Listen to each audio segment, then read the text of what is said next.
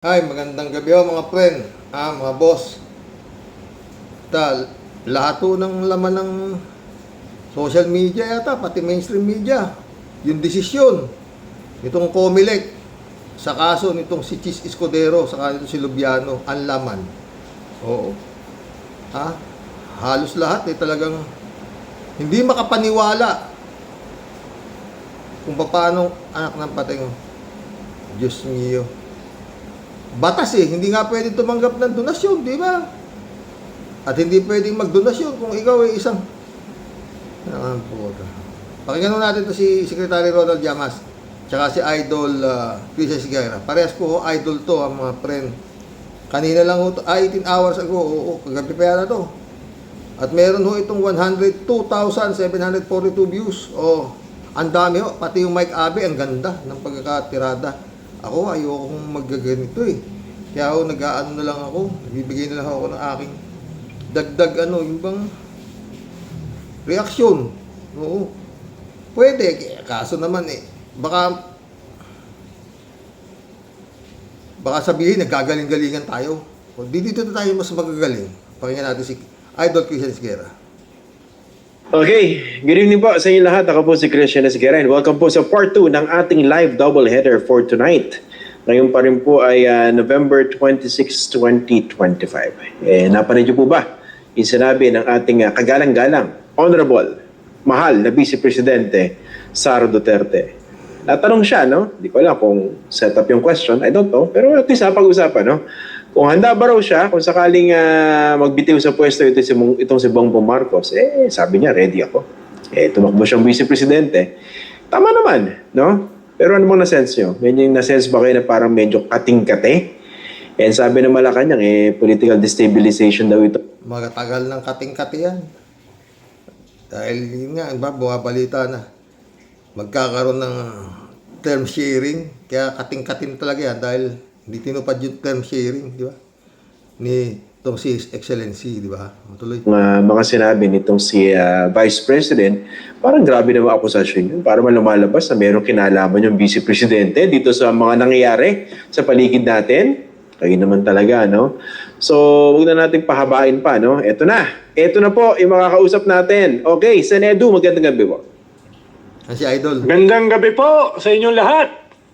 Okay. Pasensya na, late ng konti. Nagkaroon ng technical problems si Christian. Ako talaga may problema, no? Oo, okay. Ako nga. Okay. Sige. Ano bang, Sen. Edu, what do you think of this, the timing of this statement? Sira yung araw ko Bakit? Puro ko mura. Dahil nakita ko yung decision ng Comelec kay Chis Escudero. Napanood ko yung kay Saldico na napaka-inosenteng mensahero ng korupsyon. Tapos narinig ko tong kay Sara Duterte na siya ay handang-handa na maging presidente. Pero ayun na, iba yung konteksto Iba yung konteksto. Una, wala namang mag-resign. Ikalawa, ang mas matinding balita ay destabilization. Ikatlo, yung tanong sa kanya ay hindi lang naman succession Ang tanong sa kanya, handa ba siyang pumalit? Nung isang araw, handa ba siyang pumalit kung magkakaroon ng coup d'etat? Ang lalim itong dalawa na to, mga friend. Totoo. Oo, no? So, hindi natin maaalis talaga na meron talagang babalikatin na itong si Sara Duterte pabagsakin itong gobyerno ni Marcos. Oo. At handa na nga raw siya na siya ang papalit. Kaya hindi simpleng succession yung issue. Parang na sinasabi niya, kahit ano pa yan, handa siyang pumalit.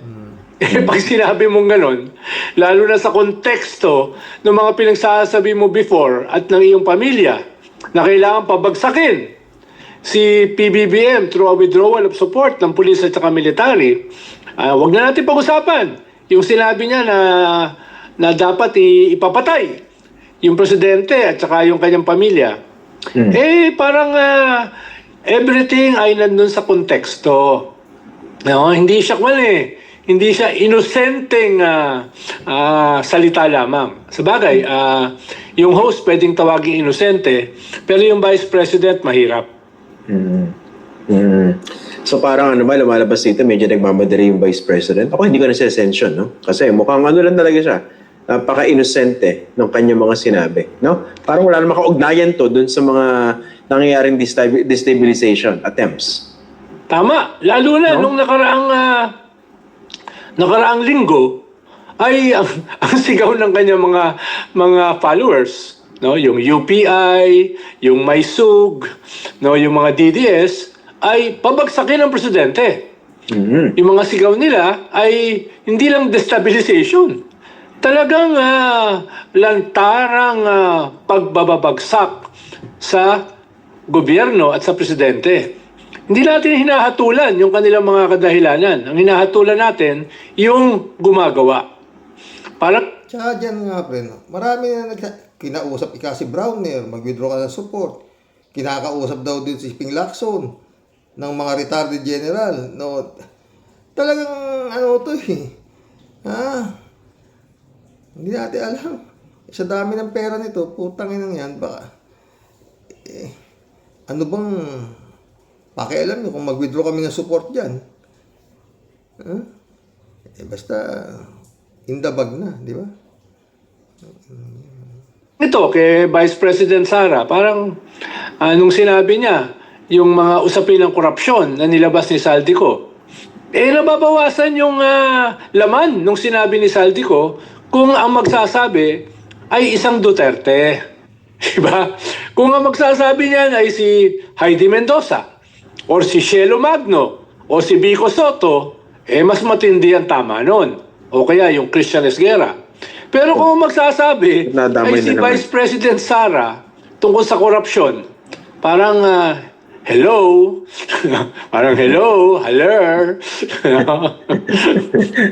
Alam Parang na this, natatawa eh, ka lang eh. Alam na this. Pero ito, no? Actually, no? Ito rin iniisip ko. Nakakatawa yung mga sinasabi ng Vice President, no? Kunwari, pagsasalita tungkol sa edukasyon, di ba? May advice sa mga kabataan, tapos nagsasalita kontra sa corruption. Nasa isang taong tinitingnan itong mga sinasabi niya sa konteksto ng kanyang mga ginawa o hindi ginawa. Talagang matatawa ka eh. Parang saan ka humuhugot ng kapalamuka? Di ba yun ang basic question? Pero I'm wondering, baka dun sa sarili niyang audience, it doesn't really matter. Baka may mga naniniwala talaga at baka yun ang target niya. What do you think, Ang sir? problema, yung mga naniniwala sa kanya, parang pakonti ng pakonti. Kung ang batayan mo ay yung mga demonstrasyon last week.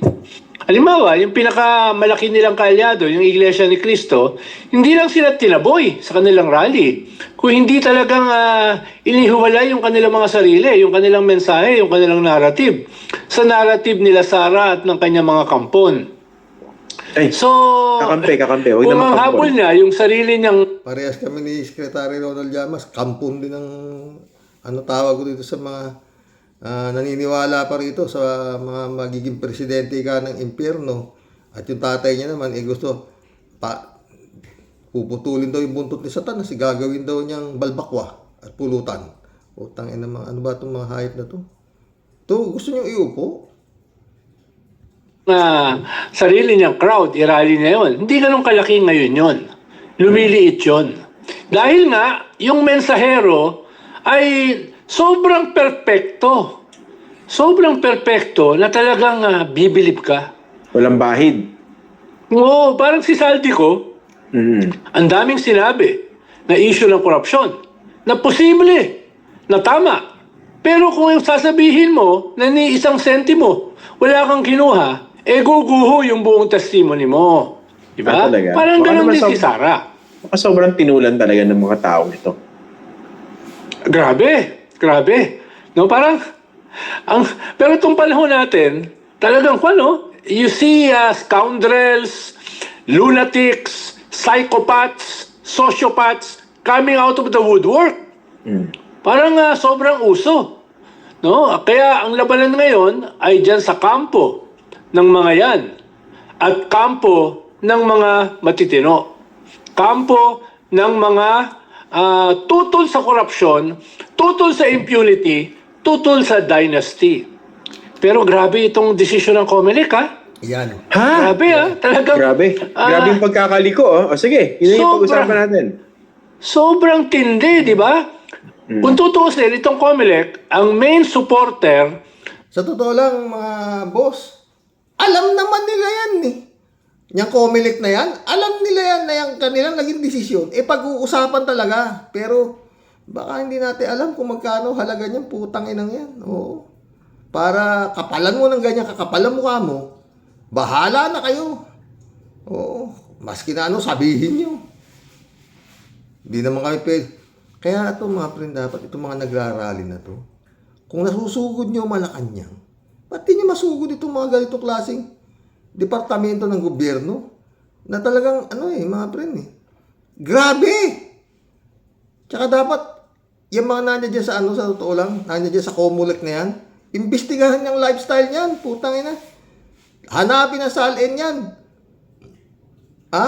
Hindi naman gagalaw ng ganyan yan, ang ganun lang ang halaga. Oh, di ba? Tuloy, galit na galit si Ronald Llamas, ha? ng revolutionary government. Sila ang main supporter ng junta. Oo. Bakit? Yan. Dahil yung mga sinasabi nitong mga ito ay nagiging totoo dahil dito sa desisyon ng COMELEC. Oo. No? Yan ba ay desisyon na ng COMELEC o isang departamento lamang? Isang na hindi department- naman karapat-dapat na gumawa ng desisyon. Dahil yung legal department dapat ang gumagawa niyan. Di ba? Hindi yung political finance affairs department. Hindi ko maintindihan ba't yun ang gumawa ng desisyon. Hindi naman nila jurisdiction yan eh. Pero ang mahalaga dito, yung impunity. Diba? Lahat sila ay under the microscope. Lahat ay galit sa korupsyon at saka impunity. Tapos gagawin pa yan, ikikiskis sa mga mukha natin. Mga lintik na ito. No? Mga lintik na ito. Kaya sila yung main supporter para dito sa mga nagbaplano ng destabilization. No? At nagpaplano ng isang military junta. Ang galing. No? Siguro may posisyon yan sa junta, yung COMELEC na yan. Tingin mo? Malamang. Ba mga friend? Puta talagang grabe, no? Ang ina mantakin mo magdesisyon ka ng ganyan. Na ayon sa batas, simpleng-simple. Yan ang sinasabi ni Mata. Bawal tumanggap ng donasyon. Bawal magdonasyon. Lalo ikaw isang construction o ikaw may interest ka sa bansang Pilipinas na kumita. Ang inang Pinapabayaan lang kita, Senator, kasi ang init ng ulo mo. May init ang ulo ko eh. Pwede bang isuot mo muli yung, yung beret cap? Para mukhang... Wag na. Baka lapastanganin na naman ako ng host eh. Binibigyan Hindi, ako may mga nag-comment Binibigyan ko lang. ng target o gano'n. May mga nag-comment lang na medyo magkahawig daw kayo ng suot ni Harry Roque noong nakaraan. Ako naman, grabe yung pagtatanggol ko. Grabe naman kayo. Ba't yun naman hinahalin tulad kay Harry Roque? Lamang na lamang naman yung fashion sense ng Harry Roque, hindi ba? Oo. At saka Nabalitaan ko yung mga interviews niya ngayon, ang requirement lang niya ay hindi ako kasama. Bakit ganun? kaya? Oo. Bakit kaya? Ha? Bakit kaya? Ba't ayaw niya kasama ako sa kanya mga interview? Sobrang bait ko sa kanya. Oo, mahirap pulaan. Ha? Actually, disclosure, no? Kanina rin, sinikap nating kausapin yung ilang mga opisyal ng COMELEC. Ayoko naman sabihin na dribble ako, no? Pero, pwedeng ganon.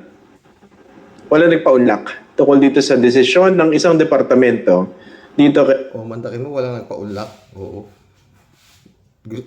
Sinikap ni Idol Christian na kausapin tungkol sa naging desisyon nila. Walang nagpaunlak. Ano tawag doon? Guilty. Bakit? Si Christian Esguerra, karamihan kakausap si Mata di ba? At magaling. Bawal dito. At ayon sa mga friend. Yan desisyon daw na yan, ito raw si Mata, mag-i-inhibit daw siya dahil itong araw si Mata dating abogado, election lawyer, netong si Chis Escudero. Puta. Narinig ko na yan, mga inhibit na yan. Pag, diyan na nakakatakot Pag nag-inhibit, lalong na-dismiss. Di ba? Ombudsman. Si Ombudsman, nag-inhibit dito sa kaso ng anak niya 3 months lang, tapos dismiss na. Di ba? ng pating. Ikaw ang ano niyang departamento na yan, ba't ka magdi-dismiss? Gaguhan? Didismiss mo tapos sasabihin mo doon sa tao na ano, ikaw muna pre. Siyempre, timbre, diba? Ang yun. Tuloy. Honorable Cheese Escudero, no? Pwede pala yun, no? Yung implication nun. Kung sakasakaling i-uphold ito ng Comelec Unbank. So kung ikaw pala yung contractor ng gobyerno, pwede ka pala mag-donate in your personal capacity, lusot ka, despite the clear conflict of interest, tapos after nun, nakakuha ka ng sangkatutak ng mga kontrata, at yung nakatanggap ng donation mo, nasa posisyon para impluwensyahan yung budget para magkaroon ka ng pondo dun sa iyong mga proyekto. Ang hirap unawain nun no? Napakahirap. Actually, madaling unawain. Yan. Dahil yung implikasyon yan ay dun sa malawakang kampanya laban sa korupsyon. Ang implikasyon yan, Sarcastic po ako nun. ang implikasyon yan ay dinidepensahan nila itong mga korap. Hindi lang dito sa mga may kaso sa Comelec na paglabag ng Omnibus Election Code, katulad nila Marcoleta, etc. Kung hindi itong mga kontraktor. Diba, kitang-kita naman, paano nila gagamitin yung desisyon ng Comelec para depensahan ang kanilang mga sarili? Tsaka yun ang decision nga itong Comelec na ito mga friend. Parang sinabi na ng Comelec, lahat yung kaso na yan dito, sila Marcoleta, mga senador na may kaso, lusot na kayo lahat. Yun lang yan. Ilulusot yung ang laki rin nito kay Escudero, ba? Yeah. Ihiwalay nila yung sarili nila doon sa kanilang mga kumpanya. Ihiwalay nila yung sarili nila bilang mga beneficial owners. Talagang ikikis-kis sa mukha natin yung kanilang kawalanghiyaan. At ang Impunity. instrumento ay isang institusyon katulad ng Comelec. Kailangan talaga isumpa yung mga yan. No? Isumpa ng lahat ng mamamayan, lahat ng kabataan.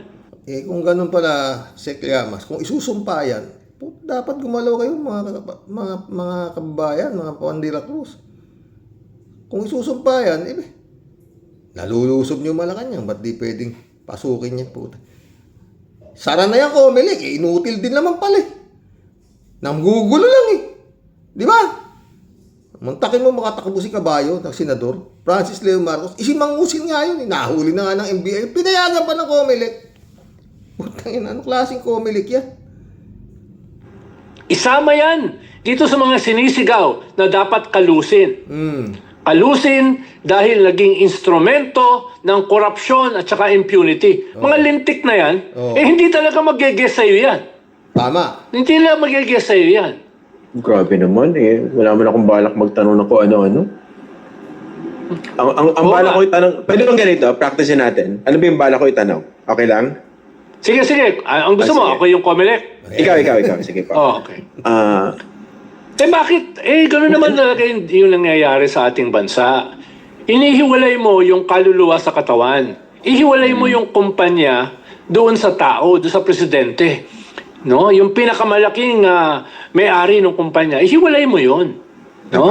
Dahil mahiwalay naman talaga ang kaluluwa sa katawan di ba? Alam mo yan, pinag-aralan mo yan sa uste Kaya talagang inosente si Lubiano at inosente si Cheese Escudero.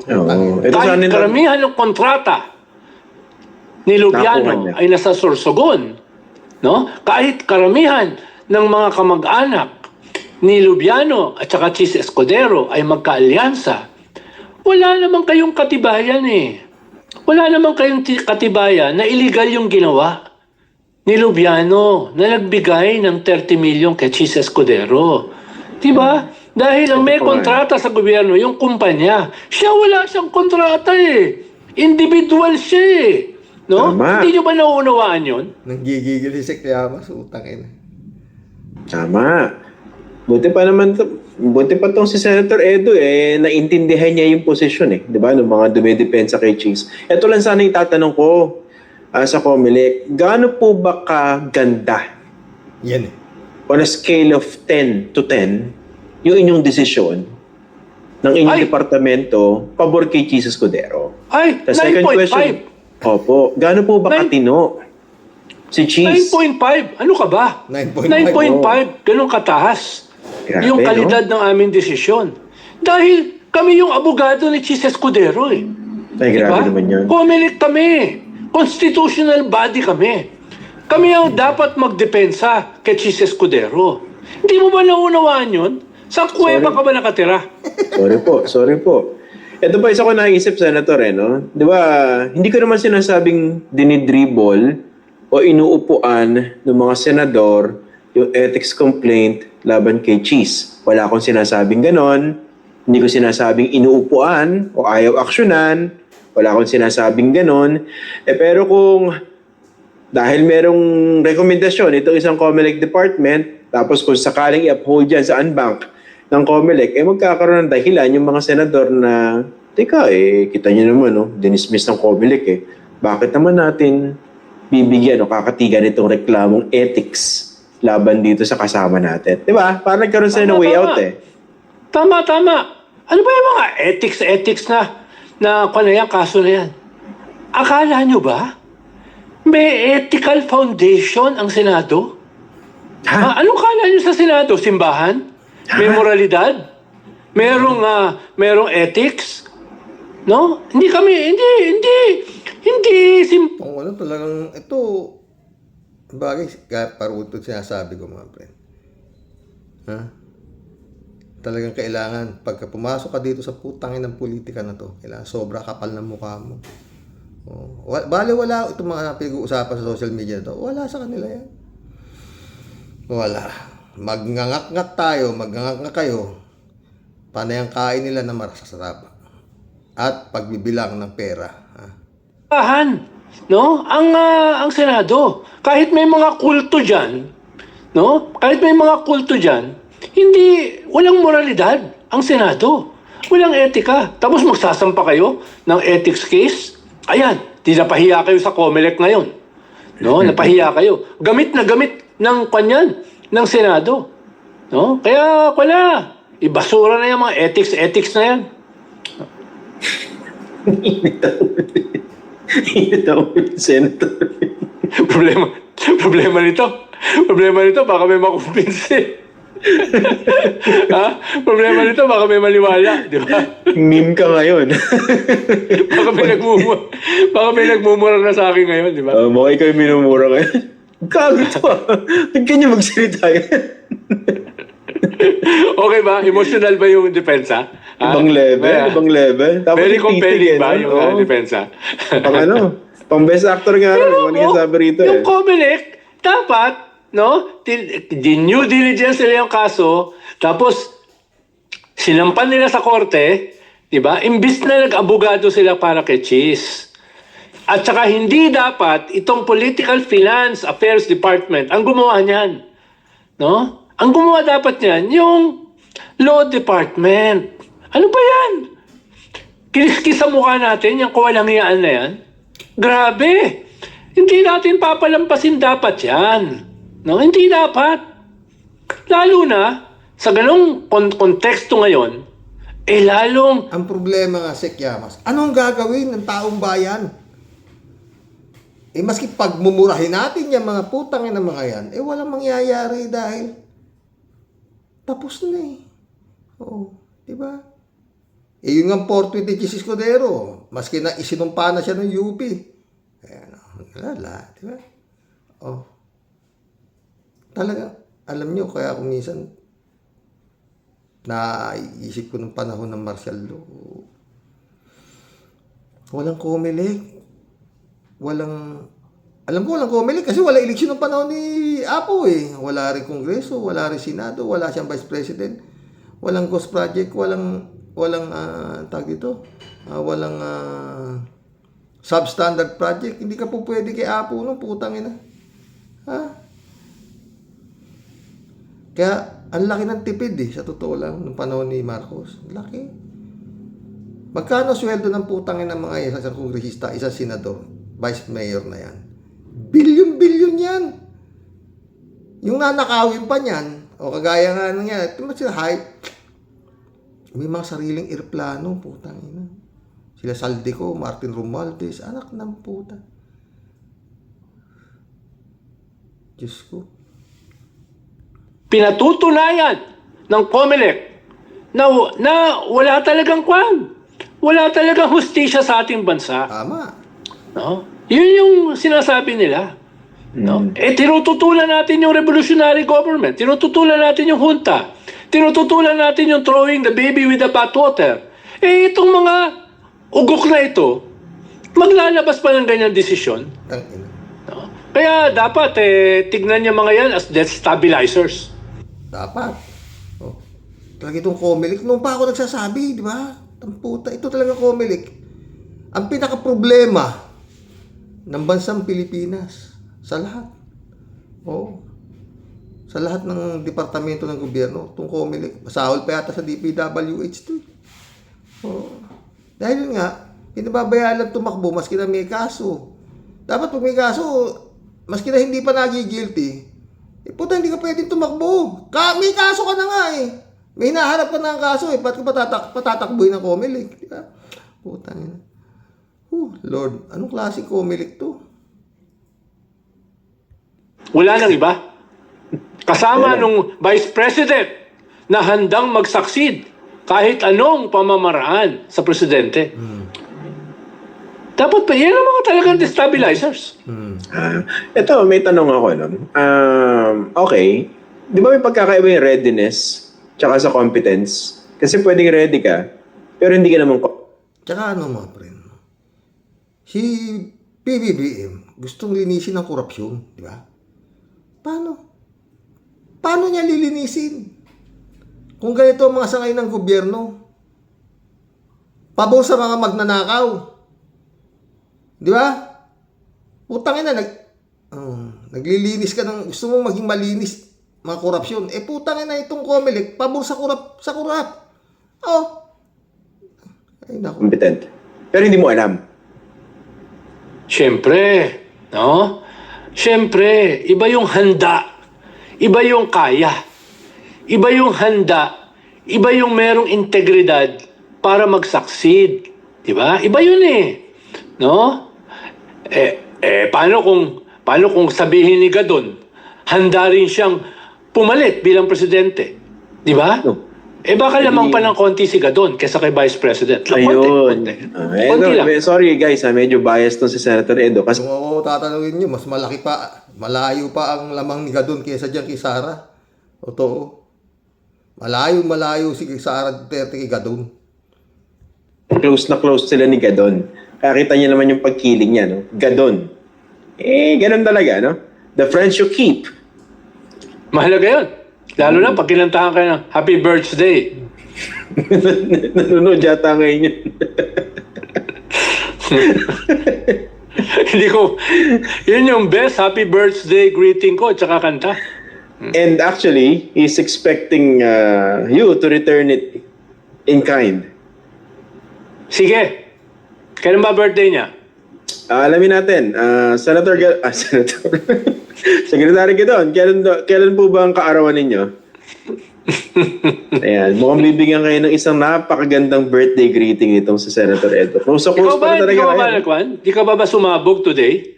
Sa dami niya mga kawalanghiyaan na yan na nangyari Actually, today? for some reason, kanina may kachat ako, sabi ko, sorry, beast mode ako ngayong araw na to. Sunod-sunod eh.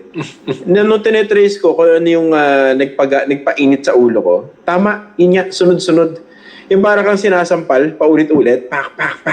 Yung para akala mo tapos na, teka, 2 pisngi na yun, oh. Pati sa batok meron eh. Hindi lang sinasampal. Ano yung sabi mo kanina? Dinuduraan ka na kasama plema. Tapos pinahid pa sa mukha mo. Pasensya na po sa mga kumakain. Yung mga Magagalit na naman. dinner ngayong gabi. Hindi yung mga nagbe-breakfast sa Amerika eh, tsaka sa Canada. Sorry. Naman, sobrang kabastusan eh. Sobrang impunity. No? Paano nakakatulog to mga to? Diba? Anong mukha ang ihaharap nila sa kanilang mga anak?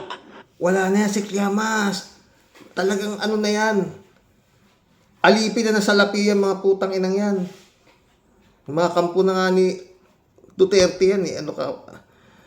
Wala na sila. Ang problema dito mga boss, wala silang respeto dito sa nakaupong presidente. Yun lang ano dyan. Yun lang ang pinakatalagang totoo niyan. Wala silang respeto dito sa nakaupong presidente. Bali wala sa kanila yung presidente na yan.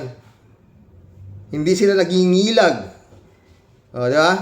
Utang na kasi kung nangingilag ka, hindi ka magdidesisyon ng ganyan kagarapal. O, di ba? Hindi ko maintindihan ha. Sa bagay, ang impunity at kawalang hiyaan, walang limit eh. Kaya nga. Walang Saka limit yan eh. hindi ka pwede magkaroon ng impunity kung wala kang kapal na mukha. Diba? Kaya hindi na yan makukuha, marereforma. Wala. Walang redemption yung mga lintik na yan. Teka, parang iba na yata yung linya ni Senedo ah. What are you trying to... Ang pinaka-redemption yan talaga, kalad ka rin ng taong bayan yung mga hayop na yan. At, talagang nakakapanggigil yung desisyon na yan ng COMELEC, mga friend. Hindi lang naman tayo. Sila Prof. Cyril Magno, Mike Abe, halos lahat eh. Masi kanina doon sa Storycon, yan na naman, galit na naman si Secretary Mas. Antin din ito, putang inang yan, wala man lang humaharap na hindi mo makita si mata para makipag-usap kung bakit naging ganyan ang desisyon nitong departamento na ito. Wala, iniimbit na nga ni Christian Esguerra, ayaw eh, wala raw, di ba?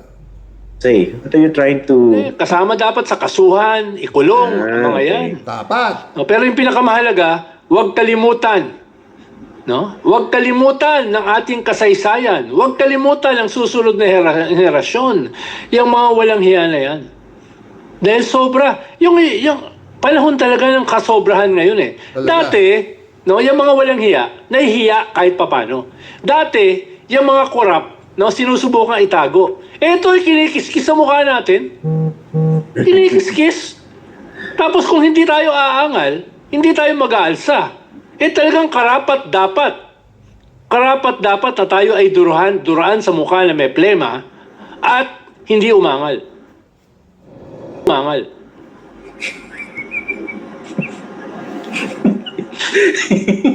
Na-imagine nag-almusal ngayon. Mahaba pa po yan, pero yan na ho halos main topic dyan. Yung itong COMELEC nito, oo. Kung gaano kakapal ang mukha ng mga nandito. Puro abogado ho yan eh, oo. Ha? Kaya yan nga problema, no? Sila ang batas, COMELEC, samantalang, yun nga na simpleng vote buying eh. Pag nahuli, na eto putangina, hindi basta vote buying to, 30 milyon binayaran yung senador. Ngayon sasabihin mo, dismiss. Sabi nga ni Mata, di ba, dito si chairman nito, bawal ang vote buying, mag-report kayo dito, ganun ganito, a-action na namin kung meron nangyaring hindi maganda. No? Eto putangina, harap-harapan na to, 30 milyon. Binili si Chis Escudero, nito si Lubiano, tapos ngayon, akang putangina, didismissin ng COMELEC, putangina yan. Sabagay, hindi pa naman daw dismiss. Baka akang putangina. Ay, nako Lord. Mag-collab na tayo. Ang dami ho mga boss. Halos lahat. Nadismaya sa naging desisyon nitong departamento nato ng COMELEC nato. Ang lalaki ho na sweldo niyan, putang inang yan. Oh. Para lang walang yain nila, yung pinagsisilbihan nilang si Juan de la Cruz. Ha? Naniniwala pa kaya na may Diyos itong mga putangin to o pera na lang talaga ang Diyos nila? O, wala na, no? Oo. Paulit-ulit, no? Dapat, eto, ang chicken ng lifestyle nito, pati mga salin nito, dapat alamin. Lahat ng miyembro nitong COMELEC na to, oo, sa totoo lang. Wala. Pag ganito talaga, wala. Manamalas-malas peto si His Excellency. Sa kanya na papunta yung mga tinuturo na nitong si putang to, si Saldico. Oh. Nagtuturo na oh. Wala talaga. Problema kasi, lahat halos ito nakapaligid kay PBBM. Hindi yata siya pinagmamalasakitan, maliban kay Atty. Claire Castro eh. Huh?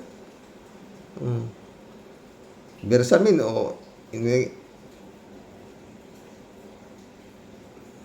yung nakapaikot sa kanya ang problema. Yung kanyang mga Wibulong Brigade. Oh. Nalungkot mga boss. Mag-collab na tayo. Wala akong tayong magagawa. Oo. Hindi mo naman pwedeng tawag dito. I-people power yan. People power mo yan. Saan ka dahil pupunta doon sa presidente ng impyerno? Di lalong nagka-leche-leche. Puta na yun. Diba? Wala ho kayong kumbaga sa tungit. Puro panapon. Napakapangit ho ng baraha. Kumbaga sa pipito. Ang putang ina. Butaw-butaw, pardos. Ganun ho ang nito. Ganito ho ang parang baraha nitong si Juan de la Cruz ngayon. Wala kang mapuntahan. Oo. People power mo si BBM. Doon ka babagsak. Patay. Dasal na lang po. Mag-collab na po tayo mga friend. Parang yung naging desisyon din ng Korte Suprema, di ba? Doon sa impeachment case ni Sara. Oo. Diba? Parang ganun yan, part 2. Ay, nako. Wala. Collab na tayo mga friend.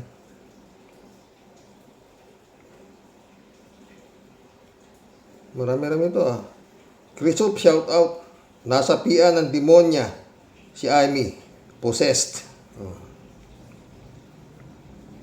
3J show po. Anong nasa pian? Siya mismo ang Xerox. Ayaw kong banggitin ang salitang yan. Nakapangilabot kasi ipinakikita lang niya kung sino talaga siya. Kahit na may away kayo sa pamilya, hindi nyo ipangangalandakan sa social media. Sa SOCMED ang mga ganito kasensitibong bagay unless talagang isa kang kampo ng dilim. Totoo yan, friend. Erlinda Lapero, shout out.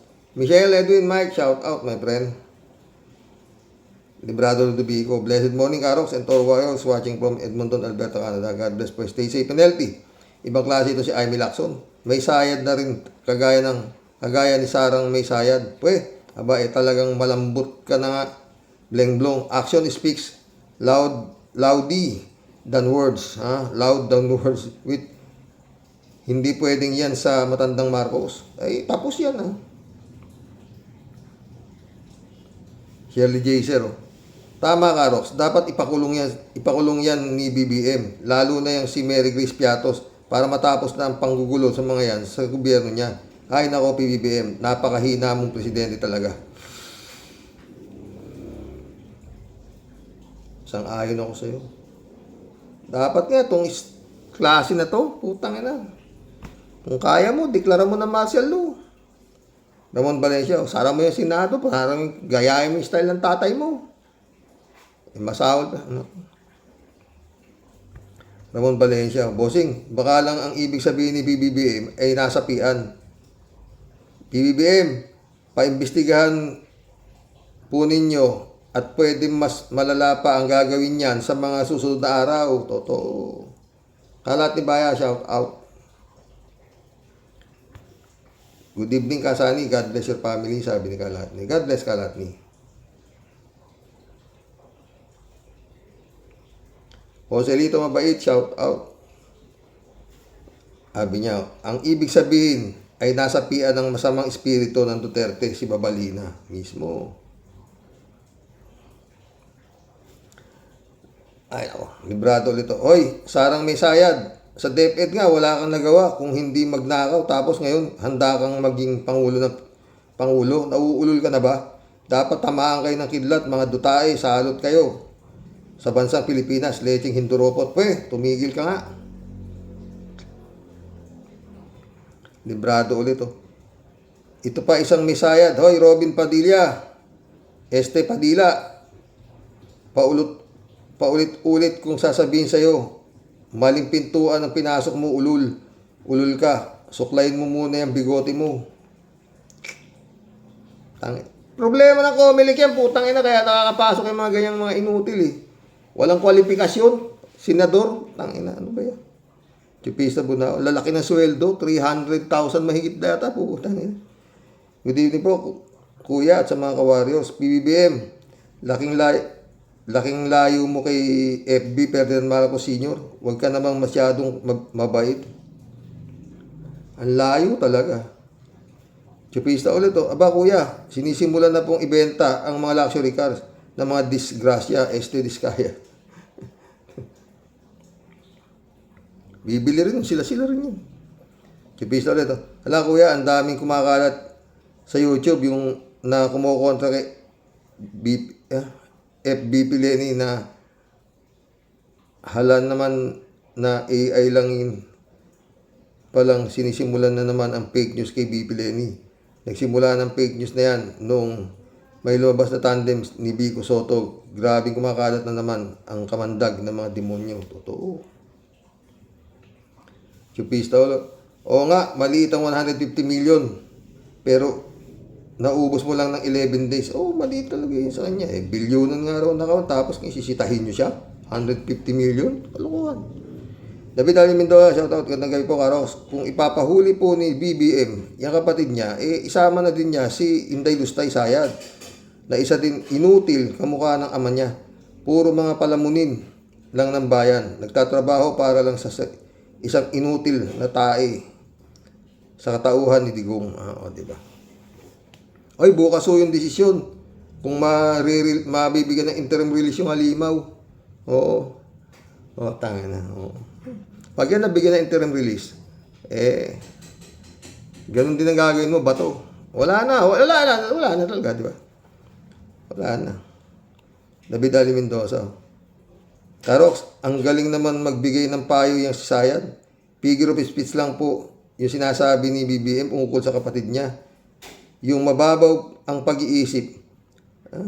Yung mababaw ang pag-iisip naman na BP ng Pilipinas, literal niyang inunawa ang mga pinagsasabi ni BBM. Kaya ayun, adik pa din ang bukang bibig niya sa presidente. Totoo, sira nga ulo mo, tangina. Sam AJ, shout out ha. Pastor John Lagon, my friend, shout out. Karox, si Amy, kapatid ni Mang Husin Marcos yan. Oo, kapareha sila, no? David din, no? Karox, ang basa ko po dyan sa desisyon ng Comelec sa kaso ni Quezon ay dahil may sabwatan na sila ng administrasyon ni BBM para dumagdag sa majority ng Senado si Chis para naman sa impeachment ni Potpot next year. Nangangalap na ng mga kakampi nila sa Senado sila BBM. Kaya malamang yung kaso ni Marcolecta ay madismiss din sa Comelec. Patay tayo dyan, David. Hay, kawawang Pilipinas. Nabiyayaan ng mga walang silbing Comelec officials at mga senador. Isama na pati Vice Presidente at walang ginawa kundi awayin ng Presidente. Ramon Valencia. Bossing, tiwala na siya na siya ang papalit kay PBBM. Sa palagay niya ba, napapayag ang mga loyalist ng mga Ilocano, Dilawan at Pinklawan at yung iba pa na nagising sa katotohanan, malamang magulo yan. Sigurado, hindi po ako PBBM. Pares to tayo. Alam ko po na wala naman akong karapatang magsalita dahil hindi naman ako nakatira sa Pinas. Pero sa napapanood ko ng balita at mga vloggers na matino ang pagbibigay ng impormasyon sa tamang pag-aanalisa, kung normal ang pag-iisip ng isang Pinoy, malalaman niya kung saan siya papanig. Kumusta na lang po lahat, mga Karoke Barrio at pamilya. God bless po sa lahat. God bless, Ramon Valencia. Hindi lang naman ikaw, marami.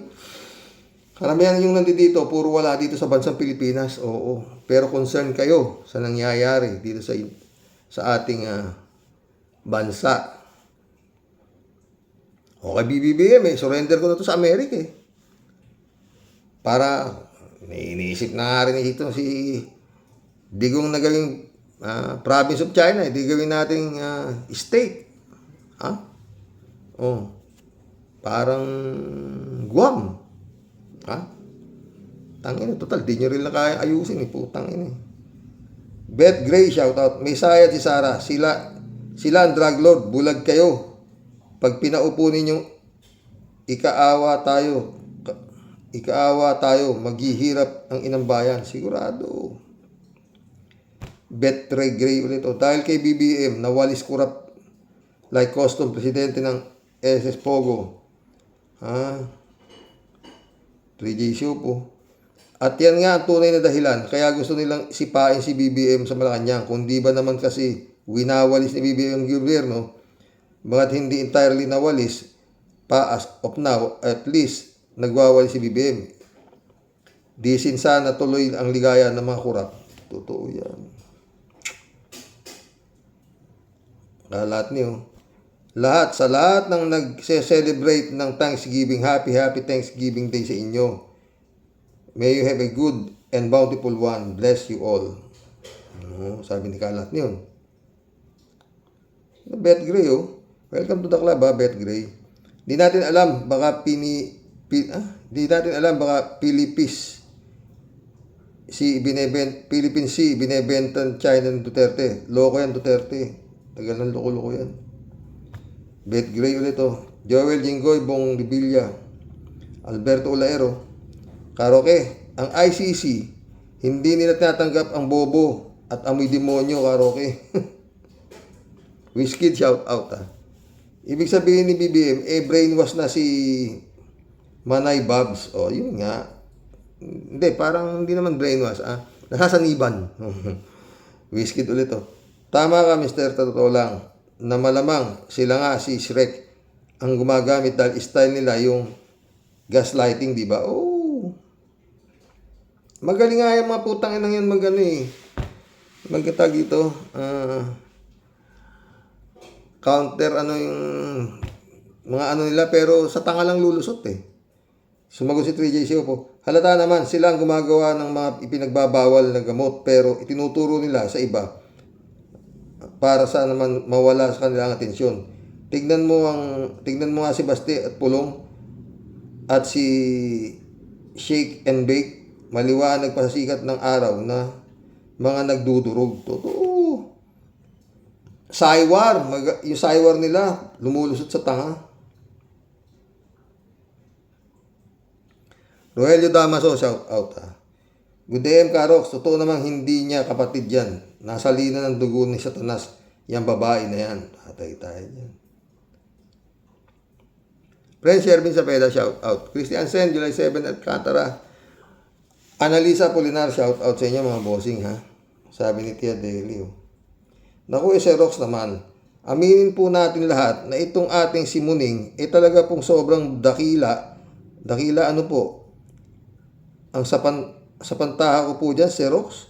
Ang ibig niya pong sabihin na di raw po yung kapatid niyang si Aimee Baba yung nagsasalita. Kasi ang kutob niya po, nasaniban po ng kung anong impacto itong kanyang ading. Kaya di niya po mapaniwalaan na magagawa po sa kanya yung kanyang kakilakilabot at kasumpa-sumpa pong akusasyon. Na ni sa panaginip, di po akalain na magagawa po ng isang matinong kapatid, lalo na po matinong kapatid, lalo pa po Xerox, ang pinag-uusapan po dito, di basta ordinaryong tao na basta mo nang ipagkakalat ang baho, pinuno po ng bansa at mismo niyang kapatid ang kanyang binababoy at binabalahura po, Xerox. Sa totoo lang po, Xerox, doon po sa mga matatalino at matino po ang pag-iisip, malapit na po talaga sayad. Tuliling ni Madam Baba at mukhang siya po ang bangag at sabog sa droga. Totoo. Tawan-tawas tiya diri. Ilang fentanyl po kaya ang nilaklak nitong si Haba na Babado? Para ko po siyang magkakaganyan ba kung ako ang naging kapatid niyan, si Madam Topak, Xerox, di ko lang po siya itatakwil, Xerox. Dapat din po siyang ipaanod sa West Philippine Sea. Kasamang lumalangoy ng mga butanding at ng mga buhayang hagum. Naku, ewan ko sa iyo. Nabwisit kang babalina ka. Di ko alam bakit ka nagkaganyan sa pwesto mo. Nayawa ka. You are such disgrace to all Filipino people all over the world. Totoo yan. Naku. Kapal ng pagmumukha mo, di na talaga kayang sukatin. Dapat sa'yo lumayas ka dyan sa Senado at umuwi ka sa inyo. Humarap sa salamin, pagsasapakin mo yung baba mong matulis. Baka sakaling mahimasmasan ka, lumabnaw at ang lapot-lapot mong utak na walang silbi. So, sumobra ang pagkamaldita mo at pagkapalingkera mo. Totoo. Tia Deli, ano kasi sabi ng mga anak nito, no? Hiwalay na kaya sa asawa itong hayop na to? No, Tia Deli? No? Kalat ni Bayo. Naman, kasani naman. Huwag mo na yung intindihin si Maring Aimee. Naputukan kasi ni Paring Diggs sa ngalangala. Kaya yan, nababaliw. Ganong katindi ang kamandag ni Paring Diggs. Pwede. Kung kila Harry Roque, ganyan, nasira rin ang ulo niya, di ba? Si Lucky Mo, oh. Modelia Alpiloro. Hello po, Sir Rox. Tama po, sir. Ibig sabihin ni PBBM, di siya ganyan dati ang ate niya na may sapak. Salamat, sir. Ingat and God bless po. God bless, Rodelia. Kalat niyo. Atat na si Sweetie. Maging presidente. Kayang-kaya mo yan, Sweetie. Go lang. Si Sweetie lang ang malakas. Patay tayo dyan. Kalat ni Sweetie mo. Tomboy naman. Kalat ni Sweetie mo. Maril Pabianak, shout out. Good morning po tayo sa mga warriors. Sa mga sinasabi at ginagawa ni Aimee, nasobrahan na siya ng kasusunod kina Sara. Hindi na niya makontrol ang emosyon at di na niya nakikita ang mali sa tama at sa kabutihang asal bilang Pilipino. Nawa nga po malipol lahat ang mga salot ng bayan, ang gulo-gulo nila. Tapos gugustuhin pa nila ipalit para maging Pangulo. Mahabagin Diyos, huwag mo pong ipahintulot na mangyari ito. Kawawang muli tayo ang kalagayan natin. Totoo yan. Malo. Good morning, Xerox. No skipping ads. Shout out Mary Lebron, ha. 3J show po. Sa palagay ko, Xerox, denied na talaga ang asylum request ni Harry Roque. Alam mo yung kung ginawa niya kay Dilima na nag-happy in jail, greetings pa si Roque. Ngayon, naniningil na ang tadhana. Siya naman ngayon ang makukulong. At least, makukulong siya dahil may kasalanan siya. While Dilima, pinag-initan lang ni Gongdi. Totoo, di ba? 3J Soup ulit. Malamang sa alamang, Xerox. Malapit-lapit na mauwi si Harry Roque sa Pinas. Baka dito pa siya magpasko. Wala nang bisa Sa sobrang kayabangan niya, sobra talaga ang akala niya. Wala nang katapusan ang kanyang kalayaan. Sabi nga walang forever. By hook or by crook, you will be caught. Masyadong mayabang kasi abogado niya. International lawyer. He banks on his resume. Hindi niya iniisip na consequences na pinaggagawa niya sa Netherlands. Totoo. Paano bibigyan ka ng asylum? Tangina nito. Wala kang sinasabi kung hindi nakidnap yung amo mo, kung hindi ka gago. Ang palagay mo sa Netherlands, tanga. Gaya ng... Ay, nako. Ay, naantay ko yung mga friend. Yung reaksyon ni Atty. Claire Castro, wala pa. Tungkol sa naging desisyon nito si Mata. Ay, nitong kumulekta na to. Oo. Wala pa ako nakikita Sana baka mamaya, Kasi talagang katawa-tawa talaga putang inang desisyon yan. Wala namang pumuri. 3J pala si Rox. Ito si Kimo, talagang antigas ng face. Talagang parang si Harry Roque din. Akala niya wala nang katapusan ng pagiging senador niya. Walang pakundangan kung mag-accuse tapos sasabihin di naman niya pinabibintangan si Claire. Tanga nga rin yan. Lahat naman ng mga didilis na sinasabi, mga naniniwala pa dyan, mga puta, puro mga abnormal. Akala ko ba matapang siya? Bata atras sa kanyang akusasyon sa Yusek Clear. Ipinakikita lang niya na talaga ang magiging DDS na isang estupido. Totoo. Putang ina. Basta lahat ng gustong iupo si Sara, estupido yan. Automatic na yan. DJ Sibulat. Nga naman, Sir Rox, anong palagay mo kay Sara? Cheap? Para 150 million lang, nanakawin pa niya? Barya lang yan, bakit niya pag-iinteresan? Bilyon ang gusto niyan, hindi milyon. Tapos siya ang gustong ipalit kay BBM. Wow. Nasa kutsyon ka na. Gusto mo pang bumalik sa sahig. Sa ating kasabihan, si BBM gumagawa ng tama kahit sinasabing mabagal siya, mabait siyang sobra, etc. etc. Tapos ang gusto ninyong ipalit ay isang kriminal, magnanakaw, walang paki sa West Philippine Sea, maka-China, nambubugbog ng autoridad, walang galang sa autoridad, mapagbanta, mapanghimagsik, malupit sa dilang malupit. Yan ang gusto ng mga DDS, palibhasa. Ang mga DDS ay wala nang utak. Wala ng utak. Magiging DDS ka ba kung may utak ka? Putang inang yan. Elizabeth Iscare, good PM, Sir Rox. Yung sinasabi ni BBM na speech, hindi ba bali ng Aimee, na di daw niya kapatid yan. Sir Rox, bilang isang kapatid, di dapat sinasabi yan ng isang kapatid para siraan siya. Kasi tayo mga Pinoy, sobra nasama mo para atakihin mo ang sobrang paninira kung isa kang talagang tunay na kapatid. Sa ginawa ni Babali lang yan, naging Duterte na siya at hindi na Marcos. Totoo. Kaya nga ba kung ano napakain ni Digong dito eh. Oo. Ha? Pinakain talaga sa ni Digong, Bobby. 3J Shop ulit to. Paano yan, Sir Rox? Wala nang kawala si Harry Roque. No way out na siya. Walang passport, walang asylum, o saan pa siya pupunta. I-deport siya sa Pilipinas. Yan ang masaklap na kapalaran ni Roque. Sa ginawa niya kay Dilima at sa napakabastos na ginawa niya kay BBM. Yun ang pagtatandem nila ni Maharlika sa pulburon, ek-ek nila. Kaya it's time to face the music. Yan ang sinasabi ko, di ba, Sir Rox? You can run, but you can hide. Tingnan natin. John Dimango, my friend, shout out ha. Friend Ivinson, Dolor Garcia. Emans Kalonanak, shout out. Boyong Kong Balong, kwentuhan tayo, sabi ko siya.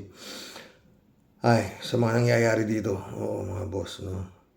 Hoy, mission accomplished. Hanggang bukas pumuli. Oo. Sana makadalawa ako. Ang daming topic ko. Ang dami kasing ginagawa. Kawawang Pilipinas. Walang suutan eh, puta. Ay, nako. Comelec. Good night, mga boss.